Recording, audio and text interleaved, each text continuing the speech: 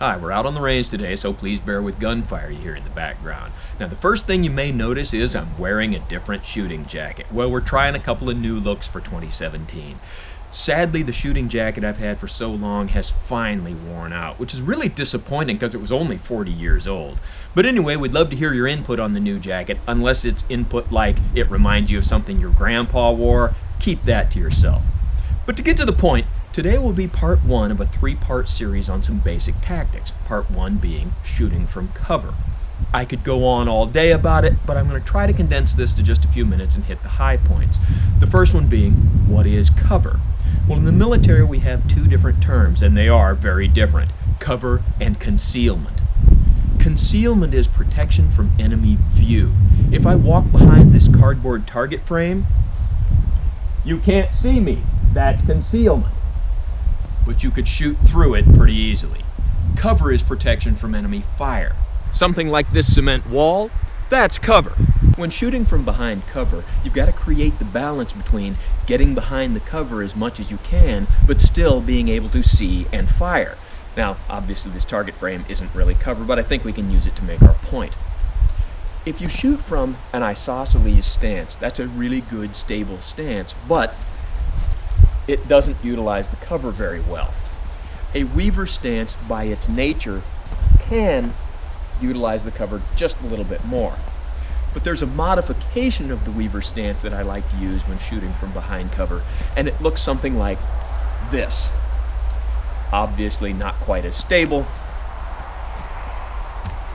but you can see uses the cover a lot more. And you can regain some of that stability by using the edge of a wall or whatever you have as a supported position. Now let's try shooting that and see how well we can do. When using the edge of a wall or what have you as a supported position, you got to make sure your hand or your arm is against it, not your pistol. That can cost you accuracy and cause malfunctions. So from shooting behind this cover, let's see how well I can do on that target that's 7 yards away.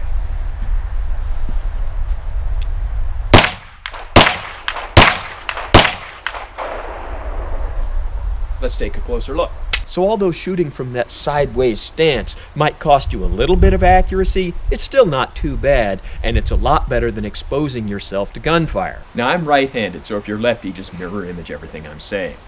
And as we saw, for a right-handed shooter, shooting around the right side of a wall worked out okay. But what about the left side of a wall? Obviously you have to expose a lot more of yourself to hostile fire. So how do you overcome that? Well, what I do is just switch my pistol to my left hand and do the exact same drill as I did before, just shooting left-handed. So let's see how that works out.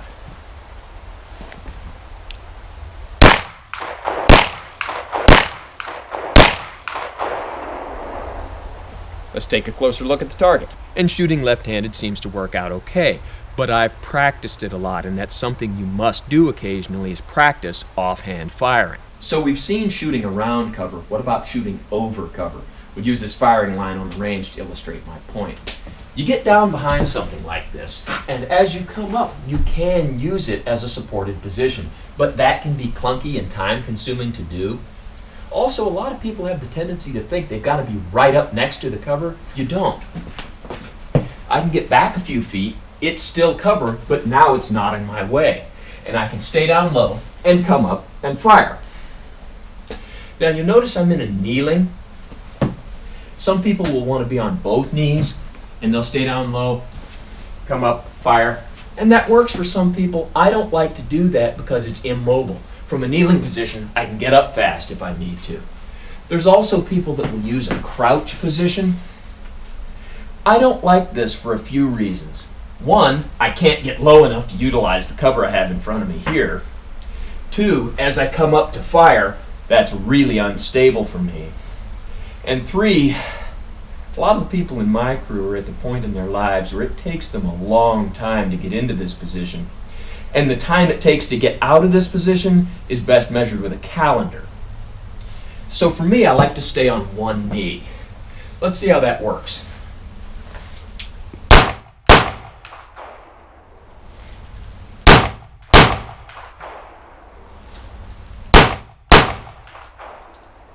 Now you'll notice I duck down between each shot. And that's good for drill. But in reality, depending on the situation, as you come up and fire, and you gain fire superiority, and you're making other people run and get behind their cover, you may very well want to stay up.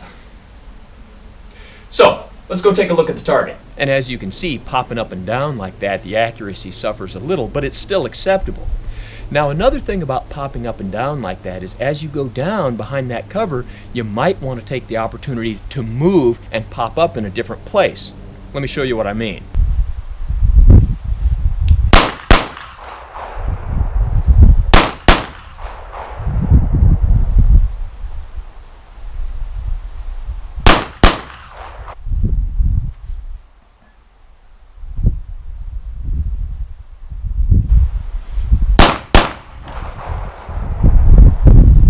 Popping up in a different place like that can really take people by surprise when they have a tendency to get funneled in on where you were. At the beginning of this presentation, I discussed very briefly the difference between cover and concealment. Well, in shooting from behind cover, you have to develop an appreciation for what is and what is not cover. Let me show you what I mean. This is 3 2x4s. Let me go back 7 yards and shoot them with this 9mm pistol.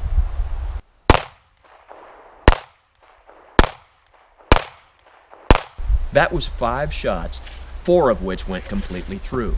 The one that didn't just happened to hit a knot. Now, they didn't do any damage to the post behind them, so the bullets were pretty well spent by the time they went through, but still, they went through. And that's just 9mm Winchester White Box 115 grain full metal jacket round nose, which isn't a particularly hot load even by 9mm standards.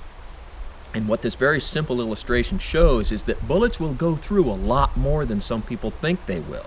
Contrary to popular belief, cars are mediocre cover. Unless you can get behind the engine compartment, then you're doing a lot better.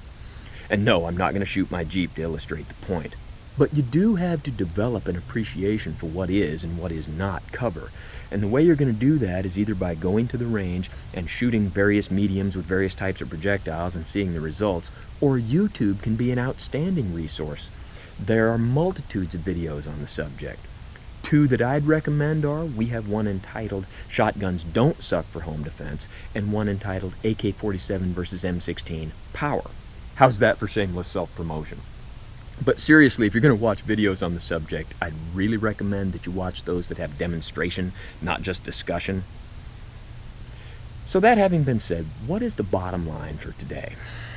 I could go on for days about shooting from behind cover. I just wanted to hit a couple of the real high points. And for anybody that's going to do serious handgun training, shooting from behind cover and practicing with your non-dominant hand has to be part of that training. So, as always, don't try this at home. I'm what you call a professional, and thanks for watching the Shooting from Behind Cover video.